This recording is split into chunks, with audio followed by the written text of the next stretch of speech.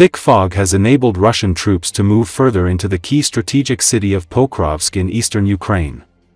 For several days fog obscured visibility to carry out aerial reconnaissance, says a drone pilot from the Shershni Dovbusha unit of the 68th Brigade with the call sign Goose. That's why, he told that Russians had even dared to launch assaults using a column of vehicles, which would normally have been wiped out immediately by Ukrainian drones. Ukrainska Pravda says that Russian forces have been pushing into drone-surrounded Pokrovsk in Donetsk Oblast since at least November 6, moving in on motorcycles and pickup trucks and deploying mortars in the city. Sources told Ukrainska Pravda that attempts by Ukrainian Special Forces units to mop up the city were delayed and did not change the balance of forces in the city. It is noted that the weather currently favors the Russians. Secondly, the Russians have brought mortars into the city and are firing on positions of Ukrainian drone operators, making it difficult to monitor the city.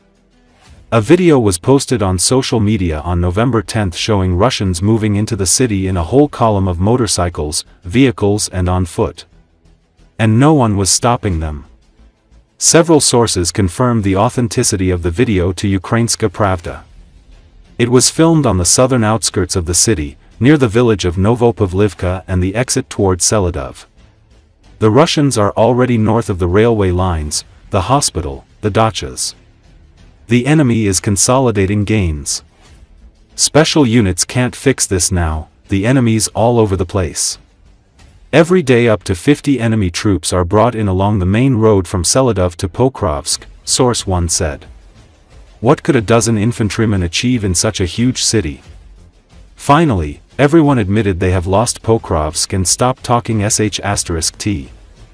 The Russians have brought mortars into Pokrovsk and will now wipe out the positions of drone operators. Meanwhile, they are trying to push into Rivne, the village between Pokrovsk and Mirnohrad, and are constantly trying to enter Mirnohrad. They move in columns, though most of them are being wiped out, or in small groups, which brings them success, source 2 said. Russian troops appear to be closing in on most areas of Pokrovsk, according to mapping by the Ukraine-based Deep State Monitoring Group. Some observers say that its fall is imminent. Most parts of the city are now in a gray zone that neither side fully controls. The situation is difficult, with all types of fighting going on, firefights in urban areas, and shelling with all types of weapons, one battalion commander told CNN, speaking on the condition of anonymity for security reasons. We are almost surrounded, but we are used to it, he said. Another soldier, who also asked for his name to be withheld for safety reasons, told the Russian military continues to press forward with large numbers of men.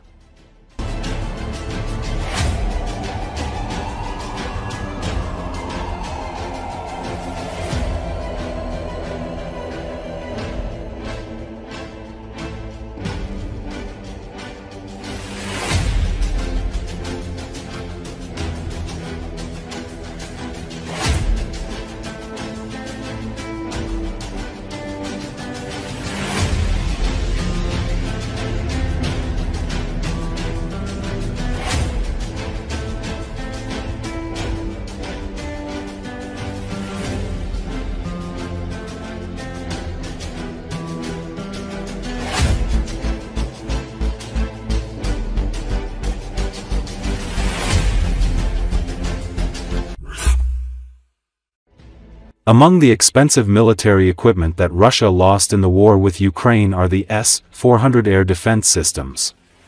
Russia has already lost more than 20 S-400 complexes during the war and continues to lose them. The S-400 missiles shot down in Crimea are confirmation of this. The strike on the S-400 anti-aircraft missile system in occupied Crimea is a kind of cutting a corridor through the enemy's air defense system. Pavel Narozny, military expert and founder of the charity Reactive Mail, said this on Radio NV. Strikes against the S-400 air defense systems are a means of cutting a corridor to conduct other operations further down the line, he noted.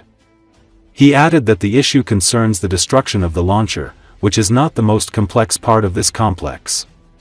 It would be much better if we were talking about the S-400 radar. But the launcher also deals a very serious blow to the enemy's capabilities. Before the full-scale invasion, the Russians had about 50 to 55 of these S-400s. But during the war, more than 20 were destroyed. This is the most modern system, which the enemy positions as a complete analog of the Patriot, but this is certainly not the case. They have a rather limited number of these systems given the vast territory they need to cover, Narozny emphasized. He added that this is a significant loss for the enemy, and that we will soon be able to hear and see new strikes on occupied Crimea. As reported, Ukrainian intelligence officers destroyed Russian air defense facilities in temporarily occupied Crimea. The main intelligence directorate of the Ukrainian Ministry of Defense reported that expensive Russian air defense facilities in temporarily occupied Crimea were attacked. Intelligence officers reported that as a result of the strike on the enemy's S-400 Triumph anti-aircraft missile battalion command post, which was in a combat position, a Russian 92N6E multifunctional radar and the S-400 command post's autonomous power supply system equipment were destroyed. GUR specialists also successfully destroyed the airfield surveillance radar RL-1AS and the P-18 Terek radar of the Russian occupation army. Furthermore, resistance movement of the Special Operations Forces of the Armed Forces of Ukraine, working together with SOF deep strike units, destroyed a Russian S-400 Triumph missile launcher and an ammunition depot in temporarily occupied Crimea. They noted that the final phase of the special operation took place back on October 6, 2025, but information was not disclosed earlier for operational security reasons. Members of the SOF resistance movement obtained intelligence on the location of the ammunition depot of Russia's 18th Army in the village of Yudakny near Simferopol. Additional special reconnaissance confirmed the presence of the enemy arsenal. During the night of October 6, the ammunition depot was struck by SOF drones. On the same day, SOF units destroyed the launcher of a mobile S-400 Triumph air defense missile system. The air defense asset was located in the village of Yutna near Yevpatoria. The S-400 is designed to detect and engage aerial targets at long range, and Russian forces also use this system to strike targets in Ukraine.